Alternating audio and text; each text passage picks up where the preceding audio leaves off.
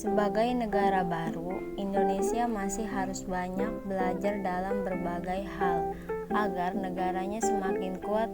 Salah satunya adalah dalam bidang ekonomi. Di masa demokrasi liberal, sering terjadi perubahan kabinet yang ternyata berdampak pada kehidupan ekonomi Indonesia saat itu. Untuk memperbaiki kondisi tersebut, ada beberapa kebijakan yang dilakukan, antara lain Gunting Safrudin. Kebijakan ini merupakan pemotongan nilai uang. Caranya dengan memotong uang yang bernilai Rp2,50 ke atas hingga nilainya menjadi setengah.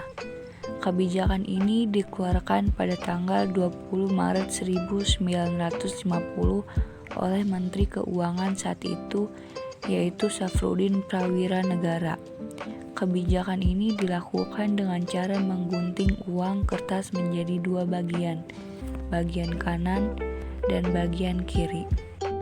Guntingan uang kertas bagian kiri tetap merupakan alat pembayaran yang sah dengan nilai separuh dari nilai nominal yang tertera. Sedangkan guntingan uang kertas bagian kanan ditukarkan dengan surat obligasi pemerintah yang dapat dicairkan beberapa tahun kemudian. Kebijakan ini dilakukan pemerintah guna mengurangi jumlah uang beredar di masyarakat dan menambah kas negara. Gerakan Benteng. Sistem ekonomi Gerakan Benteng bertujuan untuk mengubah struktur ekonomi kolonial menjadi struktur ekonomi nasional.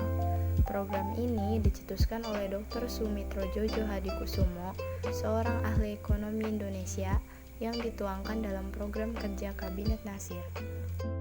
Pada dasarnya, sistem ekonomi ini bertujuan untuk melindungi para pengusaha dalam negeri dengan cara memberikan bantuan berupa kredit dan bimbingan kongres. Sekitar 700 pengusaha dalam negeri telah mendapat bantuan kredit dari pemerintah.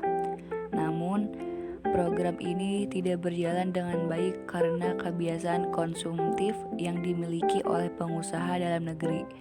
Banyak yang menggunakan dana kredit tersebut untuk memenuhi kepentingan pribadinya.